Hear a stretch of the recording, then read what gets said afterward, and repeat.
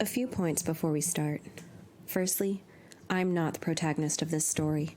I just went to university with her, and though she went on to become a professional writer, I most certainly did not. She'll be taking over for me further down, but until then, please forgive my slightly awkward delivery when I give you guys the necessary context. Secondly, I don't know what you will make of the following events, and I'm sure many of you might consider it all to be some sort of hoax. I wasn't present for any of what transpired in Phoenix, Arizona, but I can vouch for the person who wrote the following logs. She is not, and has never been, a fantasist. Okay, so once I knew a girl named Alice Sharma. She was an undergrad at Edinburgh Uni at the same time I was. My educational poison was history, a degree which has greatly benefited my career as a bicycle repairman. And Alice Sharma studied journalism, though perhaps studied isn't the right word. It's not an exaggeration to say that she lived and breathed the subject. Editor-in-chief of the campus paper, recognizable voice of student radio, she was frustratingly tunnel-visioned, and she was a journalist in her own right before anyone gave her a professional shot. We met in student halls and became friends almost immediately. A meandering waster trying to stay off his parents' farm and an intrepid, ambitious reporter may not seem the most obvious pairing, but I learned not to question it. She was inspiring and smart, and she proofread all my essays. I'm not too sure what she saw in me. We were eventually flatmates down in London, where she chased her dream and I chased my tail. She got a few jobs here and there, but nothing befitting of her skills. After months of fruitless internships and rejections, Alice called a flat meeting, telling us that she was moving to America, accepting a position chasing stories for National Public Radio. The job had come out of the blue, the result of a Hail Mary application she thought had been dismissed out of hand. We threw her a bittersweet going-away party and put the room up for rent. That party was the last time I saw Alice Sharma. She dropped out of contact a few months after her departure. Complete radio silence.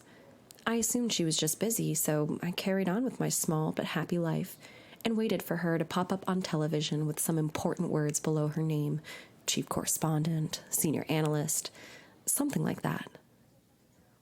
The radio silence was broken last week, and, for reasons you'll glean further down, I'm less happy about it than I would have thought. Arriving home from work, I found a lone email in my otherwise bare inbox, an email that would later be described as suspicious by my tech-literate friends. Despite being born in the early 1990s, I didn't own a computer until uni, and I've missed several important lessons in the world of cyberspace. Lessons like, don't call it cyberspace, of course, and more importantly, don't open emails with no text, no subject, and no sender's address. I realize most of you would have deleted this anonymous blank email immediately. My friends certainly would have. But beyond my basic ignorance about online safety, something further compelled me to open it. The only thing of substance in the entire message was a zipped folder labeled left.right.as. I don't have to explain what I was hoping those final initials stood for. Opening the zipped folder, I found myself staring at a stack of text files, each one titled with a date, continuing sequentially from the very earliest file, 7/2/2017. I've since read the files a few times and shown them to some friends. They don't know what to make of it either, but they certainly aren't as concerned as me. They think Alice is just in a creative writing phase, and if I didn't know her, I'd have to agree. But the thing is, I do know her. Alice Sharma only cares about the truth, and if that's the case with these files, insane as it may sound, then it's very possible my friend has documented her own disappearance. The left-right game. Dated 7/2/2017. They say great stories happen to those who can tell them. Robert J. Guthard is an exception to that rule. As I sit at his table, sip his coffee, and listen to him recount the past 65 years, it sounds like he's reading off a shopping list. Every event, his first job, his second wedding, his third divorce, none of them receive more than 1 or 2 sentences. Rob plows through the years, the curt, dispassionate curator of his own personal history. Yet the story itself is so fascinating, so rich with moments, and so wildly meandering that it somehow stands on its own merits. It's a great story, no matter how you tell it. By the time Rob was 21, he'd gotten married, had a son, worked as a farmer, a mover, a boat engineer, and grown estranged from his spouse. Here's him talking about that. Of course, my wife started to get dissatisfied. I was away a while. For work? Vietnam. You in Vietnam? How was that for you? I've never been back since. That was everything he had to say concerning his first divorce and the entire Vietnam War. Rob had 4 marriages after that, and even more professions. After the war, he worked with a firm of private detectives, got shot at once by the mob, then he became a courier, which is how a poor boy from Alabama got to see the world. I've been to most of the continents with that job. I've been to India. You from India? My mum and dad are from India, yeah. See, I could tell. He'd been arrested once in Singapore after one of his packages had been found to be full of white powder. He spent 3 days locked up before someone got around to checking the substance. It was chalk. A friend he made during his brief custody, Hiroji Sato, invited Rob to stay with him in Japan. Just getting over the breakup of his 3rd marriage, Rob took the offer. He stayed in Japan for another 5 years. Japanese are good people, good manners. But they got all these urban legends and ghost stories that Hiroji was crazy for. Spent all his free time chasing them down. Like, you heard of Jaragumo? I don't think so. Well, she's this spider lady, lives in the Jaro Falls around Hitsu. Meant to be real pretty, but real dangerous. Hiroji took us out there to get a picture of her. So did you ever meet Jaragumo? Nah, she didn't show. None of them did. I didn't believe it all. Until we went to Aokigahara. Aokigahara, affectionately titled the Suicide Forest, the next stop on Rob's adventure. It's an area of woodland at the base of Mount Fuji, a notorious hotspot for young people looking to take their own lives. Hiroji, Rob's ghost-obsessed jailmate turned best friend, took him to Aokigahara to chase Yuri, the ghosts of the forest. Did you find anything in Aokigahara? Well, I ain't gonna ask you to believe me, but I was a PI, professional cynic. Even I can't deny there was a spirit in those woods. From that moment on, Rob's sentences start getting longer. A childlike excitement creeps into his voice. I get the distinct feeling we're moving beyond background, beyond Rob Guthard's old life, and towards his new one. The one he wants to talk about. The one that led him to contact the show. It walked up to me, through the trees. Looked like static you see on a TV screen. But it had a human shape, almost. Almost? It was missing an arm. It reached out to me, but I bolted out of that forest so fast. Hiroji never saw it. Holds it against me to this day. Hiroji had good reason to be annoyed. Rob says that Mr. Sato had been going to the forest 2 to 3 times per year for 3 decades. To have a rookie come along and claim to have seen a Yuri on his first trip, I'd be more than a little cranky. But Rob didn't stay a rookie for long. In fact, it was in those woods that he discovered his current passion.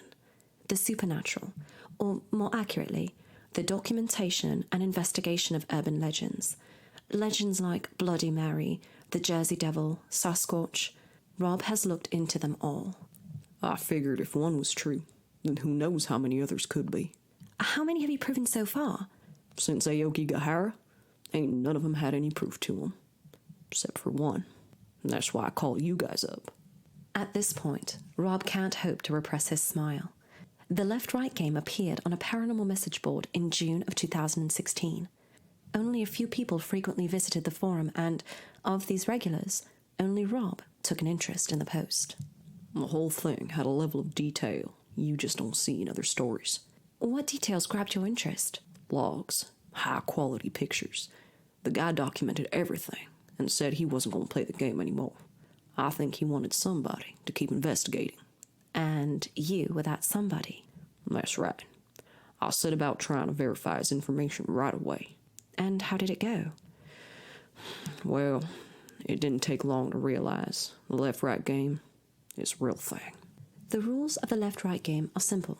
Get in your car and take a drive.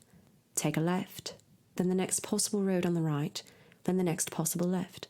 Repeat the process ad infinitum until you wind up somewhere new. The rules are easy to understand, but Rob says they're not so easy to follow. There ain't all that many roads where you can turn left and right and keep going. Most of the time you find yourself at a dead end or needing to turn in the wrong direction. Phoenix is built on a grid system, so you can keep going left and right as long as you need to.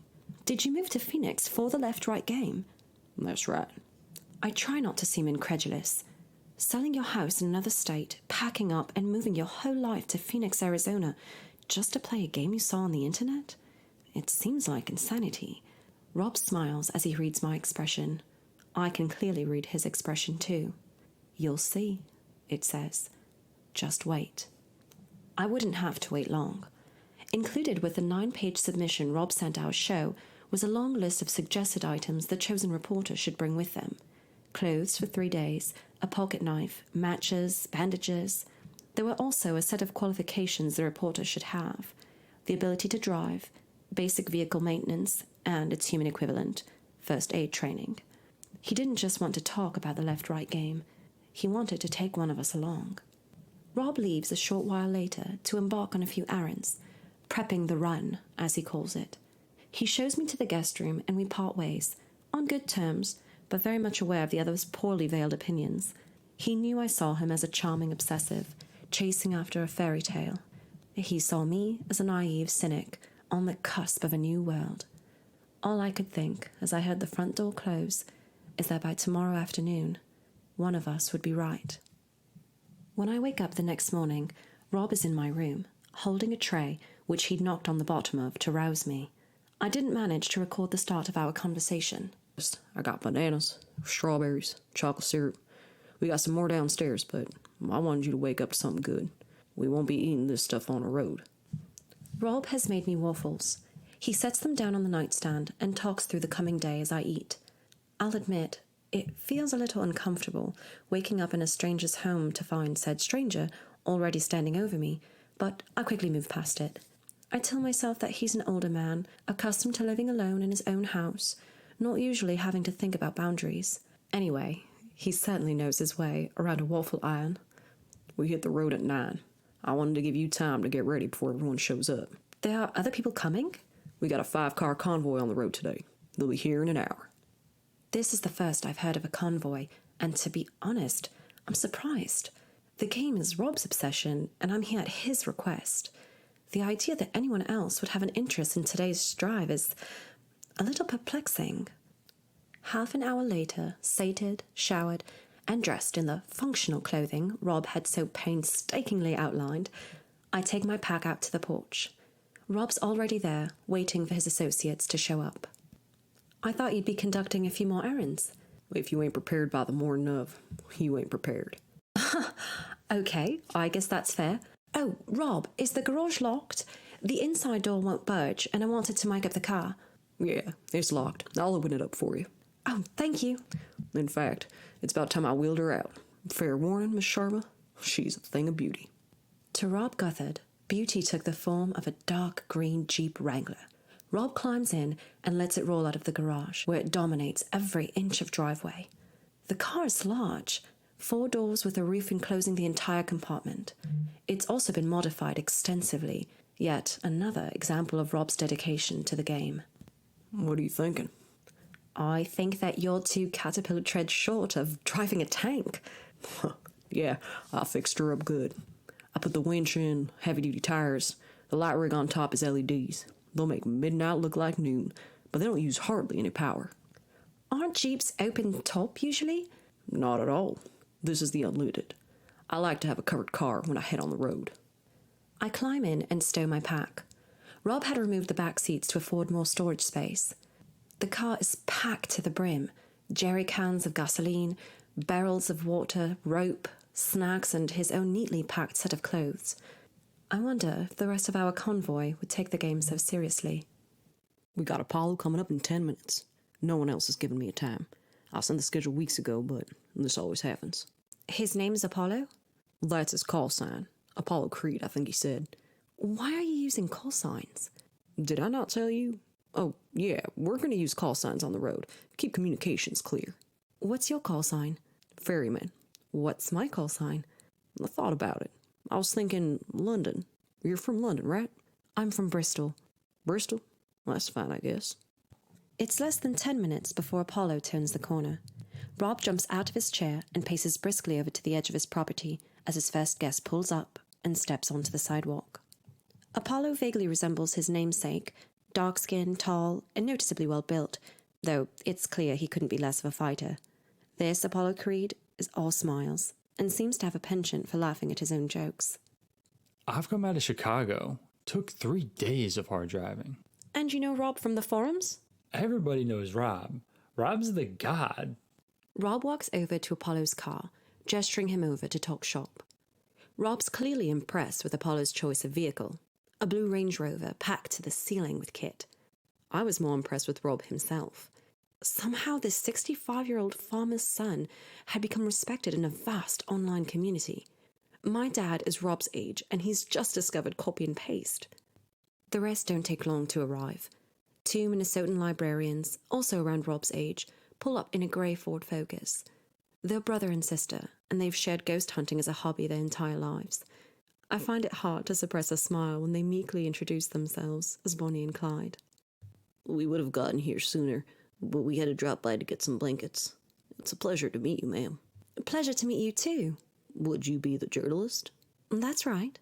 You used to write for the town paper, didn't you? He's talking to his sister there. She nods. Clyde is clearly the spokesperson for the pair, yet they both seem incredibly shy.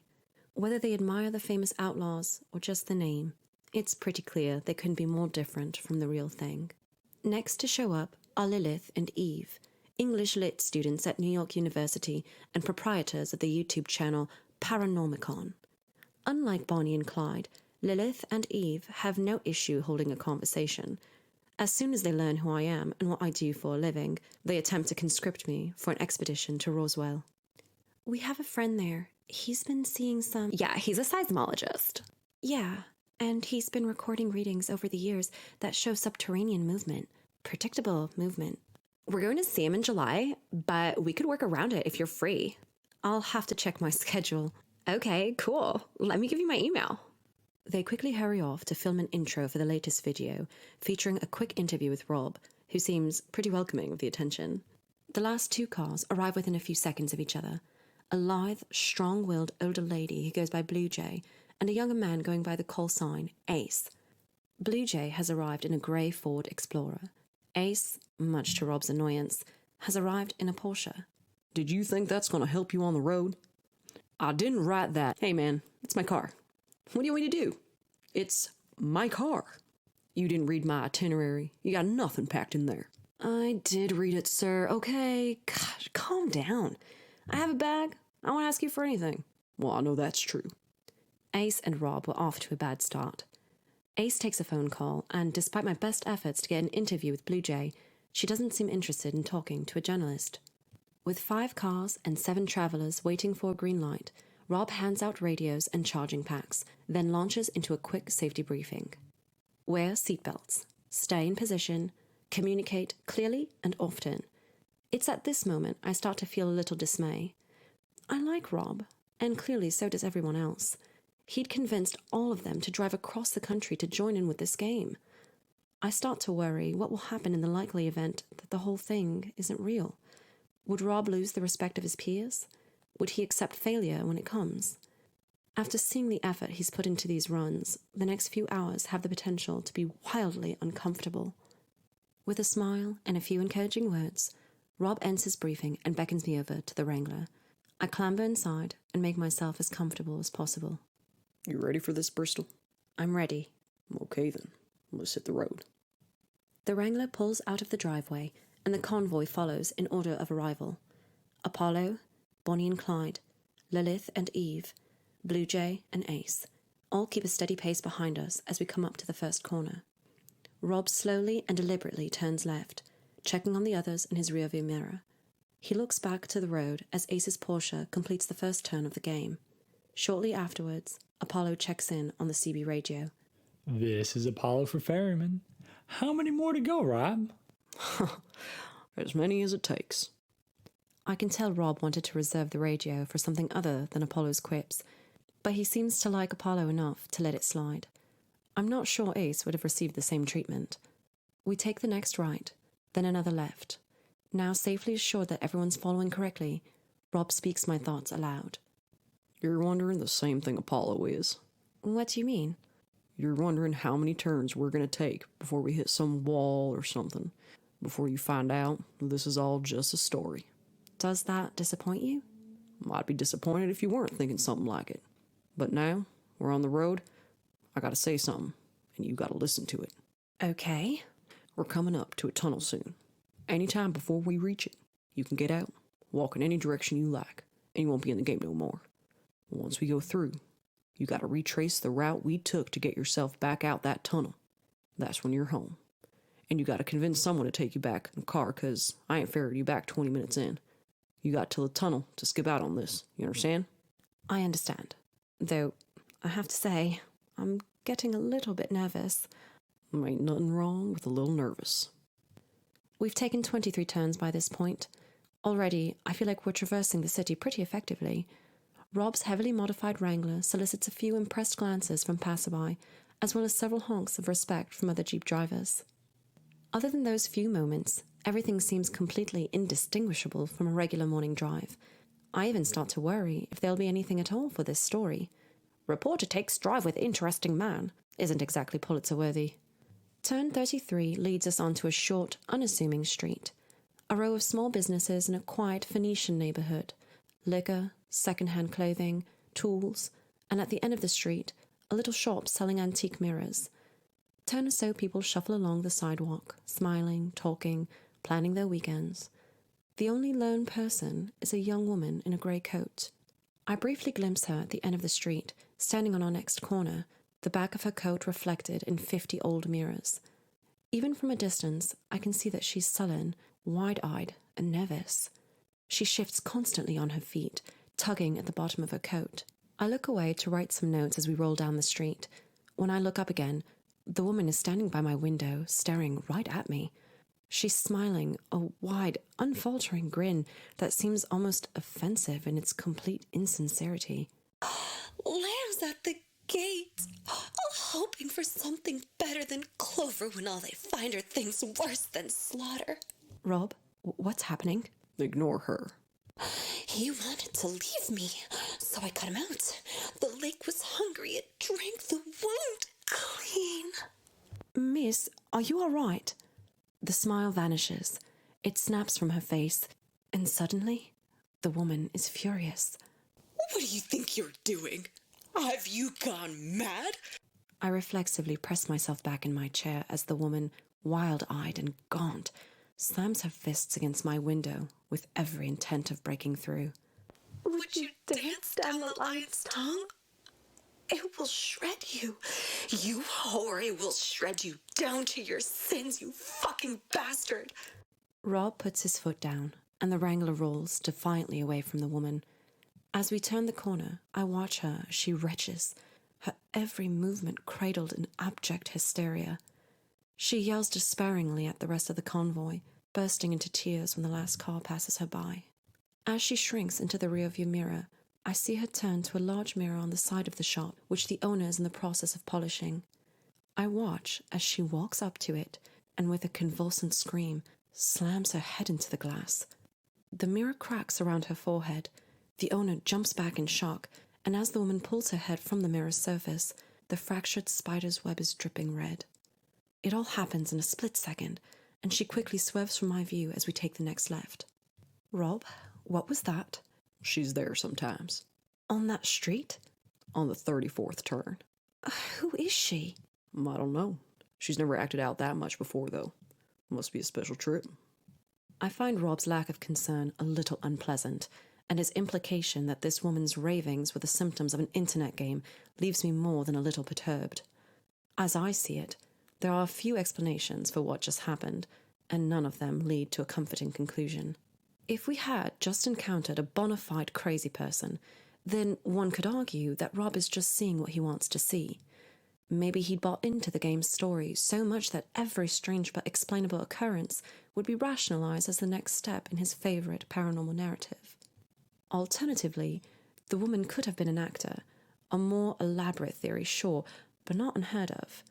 People have lied to the show before, and Rob was receiving a ton of publicity for this attempt from Lilith, Eve, and I. I admit, Rob didn't seem like a liar, but good liars never do. There is a third alternative, however.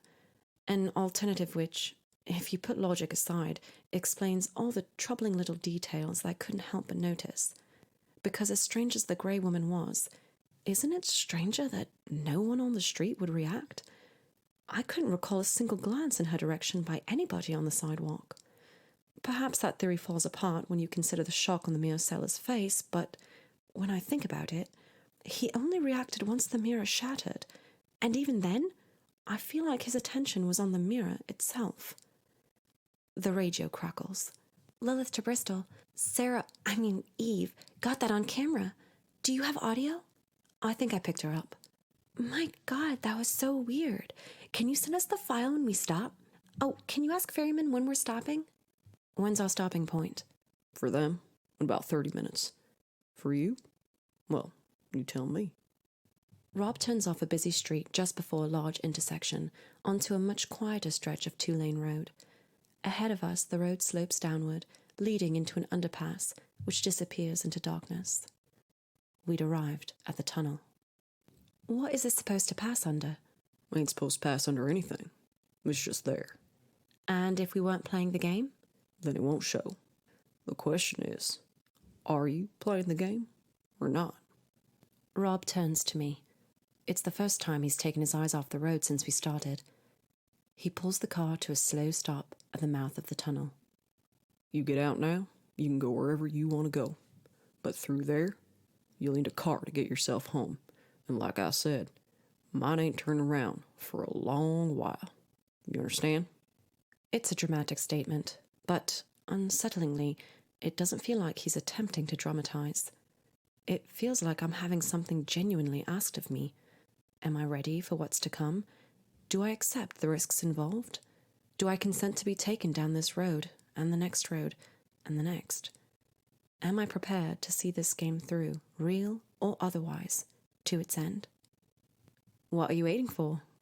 Rob smiles and turns back to the road. He picks up the CB radio and holds down the button on the side. The microphone crackles. This is Fairman to all cars. Anyone want to step out and pull to the side now? Otherwise, stay in formation and have some supplies at hand. We got a long ways to go.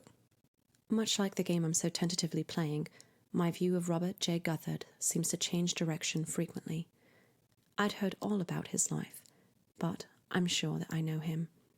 I like the guy, but I'm not certain that I trust him. And though I admire his dedication to the left-right game, I'm not sure I'll like where it might lead us. Yet, as he takes us into the tunnel, his face vanishing and reappearing under the dim sodium lights, I can tell that he expects this trip to be a major step in his already impressive story, and this time, for better or for worse, I'm along for the ride.